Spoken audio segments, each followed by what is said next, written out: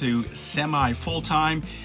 This is the story of me losing my job, selling my house, looking for a new job, and living semi full-time in my RV. Right after finding out that I was out of a job, I spent some time thinking to myself, trying to figure it out, and made that decision to sell the house. So I have to make a very difficult decision, and I had to make it today. I met with my realtor. We looked at the comps in the area. We looked at what most likely is going to have to happen to me professionally.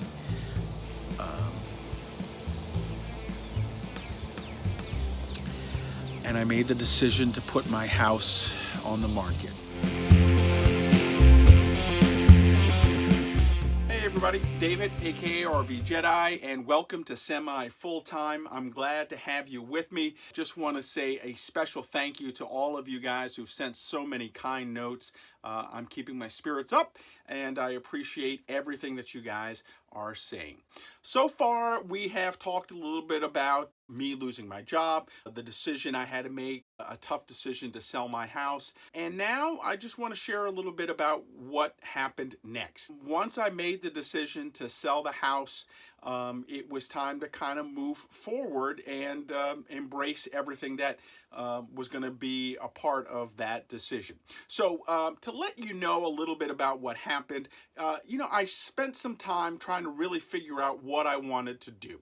I had this house, which I loved, in Tallahassee, but I knew that most likely I was going to have to move out of the area, so I had to figure out what I was going to do with the house. I had come to grips with the idea that yes, I was going to sell the house, but I also thought about a couple of other options as well. The first thing I thought about was maybe doing a long-term rental. That would allow me to hold on to the house, and if I wanted to come back at some point, I could have it as an asset. I would still make some money off of it, hopefully, in the long-term rental market. The second thing I thought about, though, was an Airbnb. Actually, my realtor suggested an Airbnb with it. So I went online, I looked around about how Airbnbs work, what the process was like, and so that was one of the options as well. Third option, obviously, was to sell the house, and that was to, put it on the market. It was a good time in terms of selling the house because it was the end of the summer. People were getting ready to come back to school. Families were looking to possibly get into a new home in a good school district. So all of those things were in play. I gave all of them a lot of thought. The first thing, the long-term rental, I had a house once before, did a long-term rental, had to do it remotely as well. Basically, you hire a company to take care of the nitty-gritty of the day-to-day calls, things like that. So there's a cost going out to them for that, and you can hold on to the house. But there were times in the past where there were long gaps in between having the house rented, so I didn't necessarily want to have to deal with that. The second option was the Airbnb. And, when I went online and looked about Airbnb, it is a really interesting option and something that I think could be done. But again, I don't anticipate being in Tallahassee. So, I was probably going to have to do it remotely, and which meant hiring another company to really do the Airbnb on a regular basis. And what happens if somebody doesn't want your spot or doesn't want your house for a while? So I was a little hesitant on that. So the last option was to just go out and sell the house outright.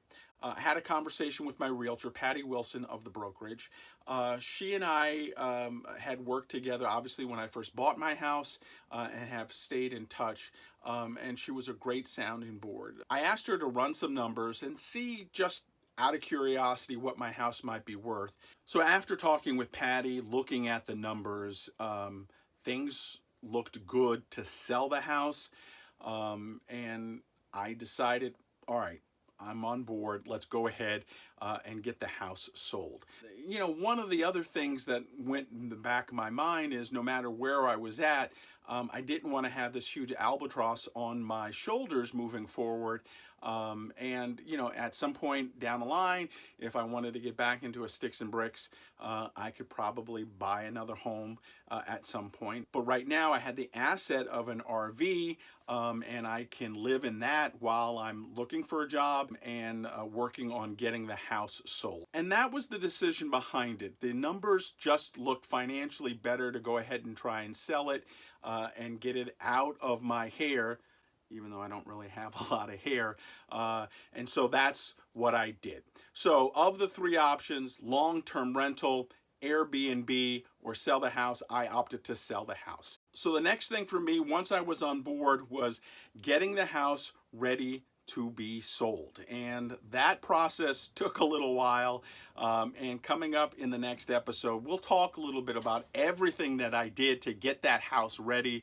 There were still a few projects that I had to get done. And then you have to weigh that whole thing. How much do you put into the house to get it ready to be sold, and how much do you say, hey, I've spent a lot on it already.